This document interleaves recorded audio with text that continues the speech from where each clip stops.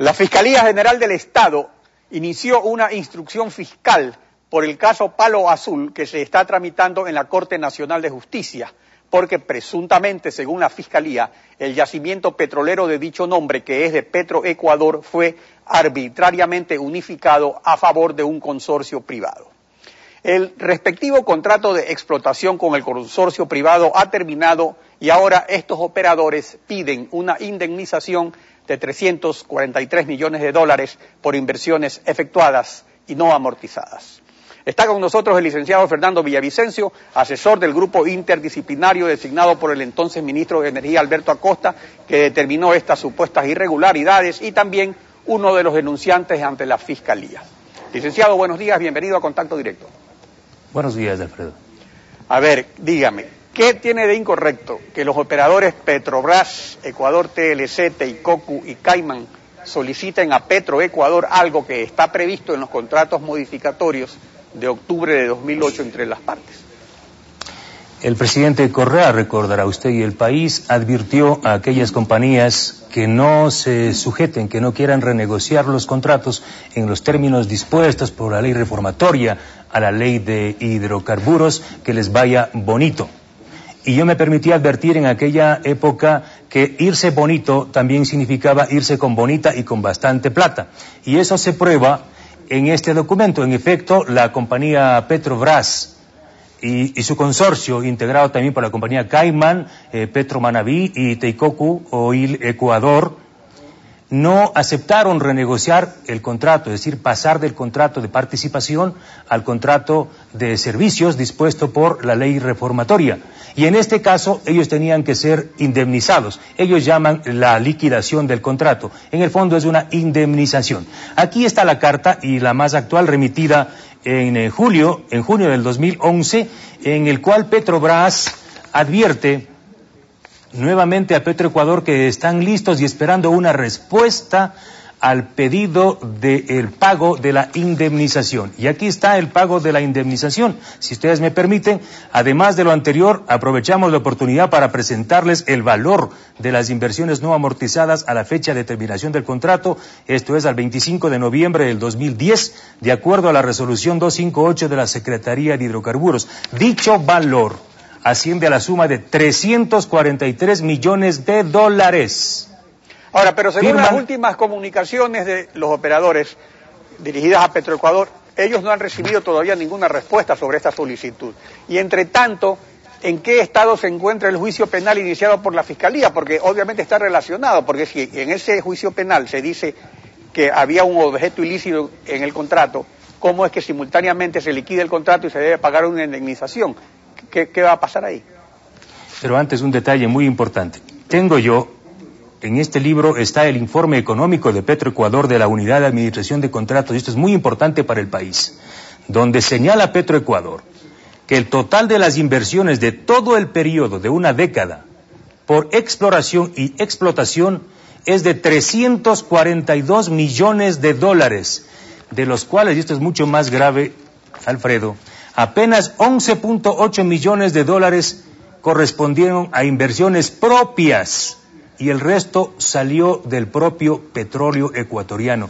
Es decir, imagínense, ecuatorianas y ecuatorianos, si la compañía invirtió 342 millones y dice en este informe que lo amortizaron en 3 años, ahora están reclamando que les devuelvan inversiones no amortizadas por 343 millones de dólares. Yo por ello impugno y pido al país, a los organismos de control no hay cómo pedir porque no hacen nada, y advierto al país que aquí se va a cometer uno de los segundos atracos más importantes a favor de la familia Isaías y de Petrobras. Recuerde usted que ahora, ya en el caso del Fidan Banco... ¿Por qué menciona a la familia Isaías? O sea, ¿qué pruebas tiene de que ellos tienen participación en estas compañías y que son socios de Petrobras? La compañía Petromanaví es de propiedad de Inversiones Vicaya, de propiedad de la familia Isaías Dasum. Eso consta en toda la información, en todo el expediente. Y mire este documento reservado que pongo a consideración de los ecuatorianos. Cuando yo señalé a la AGD y pedí que incauten también a la compañía Caiman, porque es también una empresa vinculada, fueron los militares a tomar control de la compañía Petromanaví en la dirección que consta en la Superintendencia de Compañías. Y adivine con qué se encuentra, si me permite leer, informe reservado de la Marina en Petroecuador. Tal como consta en la Superintendencia de Compañías, la dirección de la empresa Petromanaví es en la República del Salvador, 1082 y Naciones Unidas, edificio Mansión Blanca, piso 6. Dice, en esa dirección encontrándome con que allí funcionaba la empresa Caimán.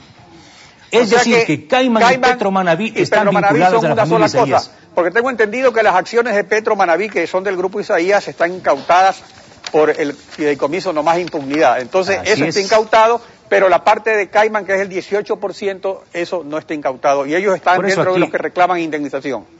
Aquí está firmando, Caimán International Exploration Company, José Barahona, apoderado, están reclamando junto a Petrobras los 343. Es aquí viene el segundo gran vuelto. Recuerde usted que ellos pidieron el vuelto por el tema del Filambanco, pero aquí se van a llegar el gran vuelto, 343 millones de dólares. Y si no les paga, ellos están amenazando y pueden ir de acuerdo al contrato modificatorio hasta el CIADI y a otros arbitrajes. ¿Y cómo van a ir hasta el CIADI si esa fue una de las condiciones que siempre insistía el presidente Correa, que no debían constar en estos contratos y que justamente era una condición para que se puedan negociar nuevos contratos? En el contrato modificatorio suscrito por el almirante Luis Jaramillo, cuando la Marina manejó Petroecuador, se establecieron todos estos privilegios y las posibilidades de que la compañía, en caso de no haber entendimiento, pueda acudir a arbitrajes internacionales para demandar, en este caso, el vuelto. Pero lo importante, Alfredo, ecuatorianas y ecuatorianos, es que el país sepa, el campo Palo Azul tenía 100 millones de barriles de reservas de crudo liviano, que hoy cuesta más de $100 el barril. En casi 10 años explotaron 80 millones y de acuerdo al contrato de participación, la familia Isaías y Petrobras se han beneficiado de más del 48%. Es decir, estamos hablando de más de 2.000 millones de dólares. 2.000 millones de dólares. El salvataje al Filambanco realmente queda en pañales convertido con el salvataje petrolero. Y ahora quieren el vuelto, quieren la yapa, los 343 millones de dólares. Y mire lo que va a pasar. A ver, licenciado, pero respecto a estas acusaciones formuladas por usted, el ministro Wilson Pastor dejó registrado aquí en Contacto Directo lo siguiente. Veamos. Este señor fue sentenciado por calumnias por el juez séptimo de Pichincha el 2 de julio del 2008 por haber dicho cosas inexactas en contra, en este caso, de un funcionario de Trafigura. Fue condenado ahora, ministro, a 3 meses. A ver, usted es ese calumniador. Usted fue sentenciado por afirmar cosas inexactas. Maravilla. Mire, yo escribí este libro, Ecuador Peaje Global, el año 2008, en el cual se difunde el documento completo, el informe de la comisión creada por Alberto Acosta, que investigó esto que Alberto Acosta llamó el fraude técnico de haber entregado el Palo Azul a las compañías de la familia Isaías y Petrobras en forma dolosa. Lo dijo Alberto Acosta y el informe. Por haber escrito este libro, a la vieja usanza de la partidocracia y de la justicia politizada, me siguió el abogado patrocinador de Petrobras, doctor Gonzalo González Galarza, un juicio por injurias y me pidió $5 millones de indemnización. Jamás me notificaron, jamás presenté un escrito y por rebeldía la jueza séptima de lo penal me ha sentenciado a 3 meses de prisión y $12 de multa. ¿Y sabe cuándo yo me entero, Alfredo, ecuatorianas y ecuatorianos? Me entero por declaraciones del señor Wilson Pastor, que él sí sabe todo lo que pasa en Petrobras y en Trafigura. Bueno, pero ¿qué pasó con esta sentencia? Usted fue sentenciado. Mire lo que pasó. Esta jueza, en julio del 2008, dicta sentencia en mi contra, desconociendo y haciendo harapos del poder constituyente. Aquí está el mandato constituyente firmado por Alberto Acosta, presidente de la Asamblea Nacional Constituyente, en la cual me conceden amnistía por el caso y por esta demanda. O sea que este caso de esta sentencia estuvo entre los numerosos casos en que la Constituyente consignó amnistía por la criminalización de lo que se llama la protesta social.